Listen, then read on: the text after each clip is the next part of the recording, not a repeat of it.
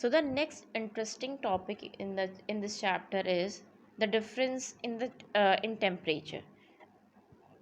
So Rajasthan is situated in the northwestern part of India, due to which the climate of Rajasthan varies from time to time.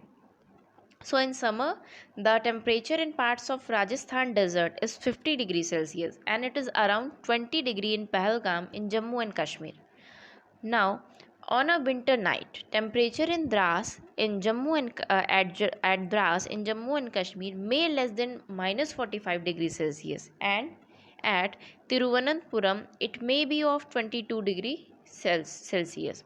So in some places, temperature between day and night temperatures differ.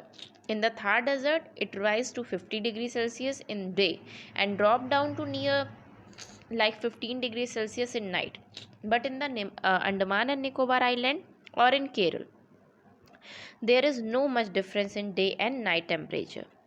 So the climate of Rajasthan differ from area to area. It is very cold, very hot and dry in summer in the desert area, where dust storms also arise, whereas it is very cold during the winter. So Jammu and Kashmir is home to several Himalayan glaciers. Across from the main Himalaya range, even the southwest cloud bands break up, and the climate of Ladakh and Jaskar is extremely dry and cold. Annual precipitation is only around 100 mm per year, and humidity is also very low. Okay. So next is precipitation. In meteorology, precipitation is any product of the condensation of atmospheric water vapor that fails under gravity from clouds. The main forms of precipitation include rain, sleet, snow, hail. So precipitation occurs when a portion of the atmosphere becomes saturated with water vapor, so that the water condenses and precipitates or falls. Thus, fog and mist are not precipitation but collides. Because the water vapor does not condense sufficiently to precipitate, two processes possibly acting together can lead to air becoming saturated, cooling the air or adding water vapor to the air. Precipitation forms as smaller droplets via collision or other raindrops or the ice crystals within a cloud. Short, intense period of rain in scattered location are called shower. So moisture that is lifted or otherwise forced to rise over a layer of sub-freezing air at the surface may be condensed into clouds and rains. This process is typically active when freezing rains occur.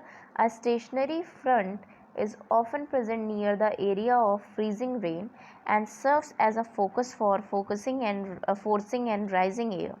Provided there is necessary and sufficient atmospheric moisture content, the moisture within the rising air will condense into cloud, namely if significant precipitation is involved.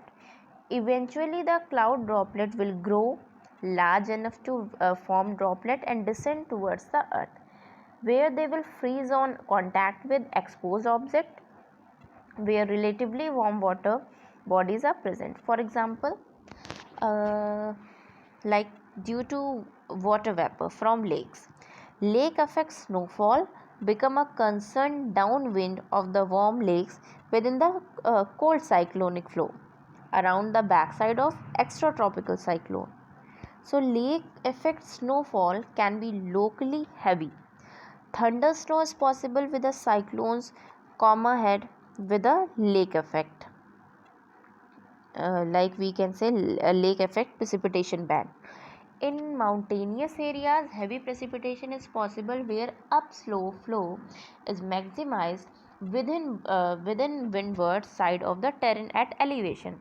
So on the leeward side of mountains, desert climate can exist due to dry air caused by compressional heating Most precipitation occur within the tropics and is caused by convection. So the movement of the monsoon trough and intertropical convergence zone bring rainy season to the savanna region. Precipitation is the major component of the water cycle and is responsible for depositing the fresh water on the planet. So precipitation may occur on other celestial bodies. Example, when it gets cold, Mars has precipitation, which most likely take the form of frost rather than rain or snow.